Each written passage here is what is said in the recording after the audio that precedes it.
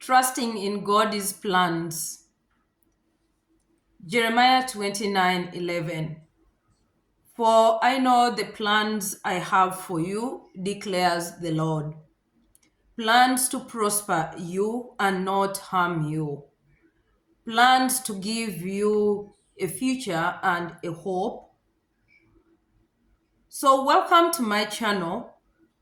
Today's video, if you're watching this, may you need a reminder that God's timing is the best and God has a beautiful plan for you.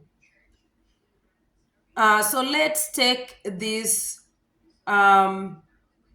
minute to unpack Jeremiah 29:11. Regardless, you might be living in a period of uncertainty right now, but this is reassurance from God. So Jeremiah 29:11, context itself.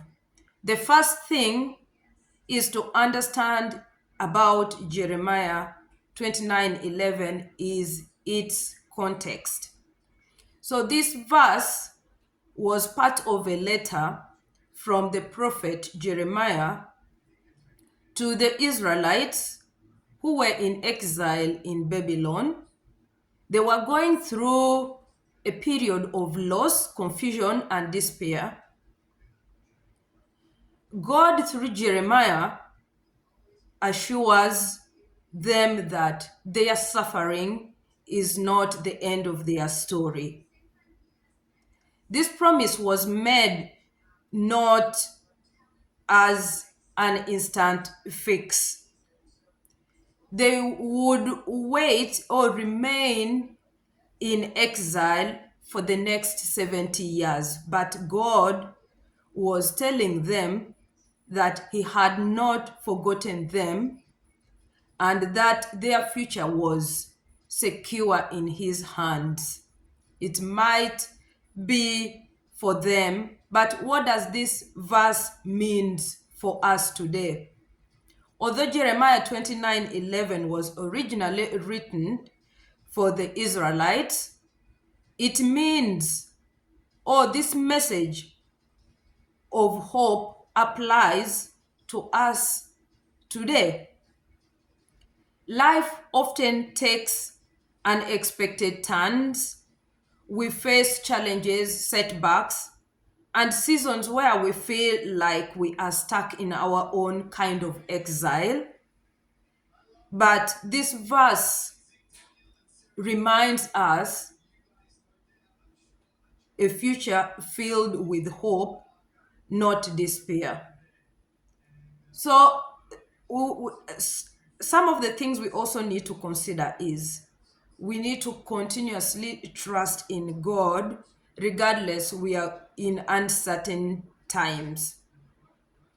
So, how do we trust in God to hold on to His promise in our life today?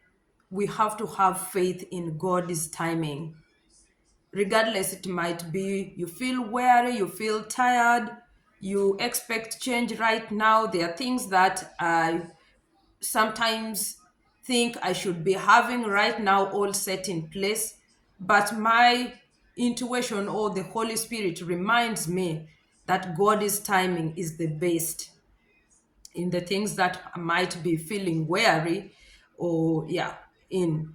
So just like the Israelites had to wait, we also need to wait. We often have to be patient and trust that God's timing is coming, or God's plan is unfolding, even when we can't see it. So prayer and surrender, we need to pray. When we bring our anxiety to God, we create space for Him to guide and comfort us.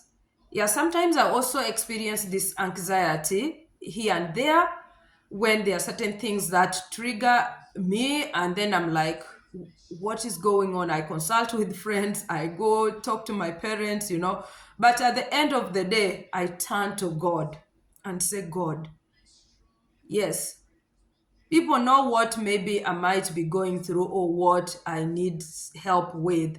But Lord, it's you who knows me deep down and know every situation, any circumstance in my life. Here I am, help me. So at the end of the day, I turn to the corner or in my closet and face God. So if you are feeling discouraged, you also need to have hope and action. Living with hope means continuing to take steps forward, believing that better things are yet to come and God has good plans for us ahead. So if you're feeling discouraged or wondering if God has a plan for your life, take heart in Jeremiah 29:11. You are not forgotten. God's plans for you are good, plans to give you hope and a future. Be blessed. Have a blessed Sunday and a blessed week. Let's stand strong. God is planning, is with us.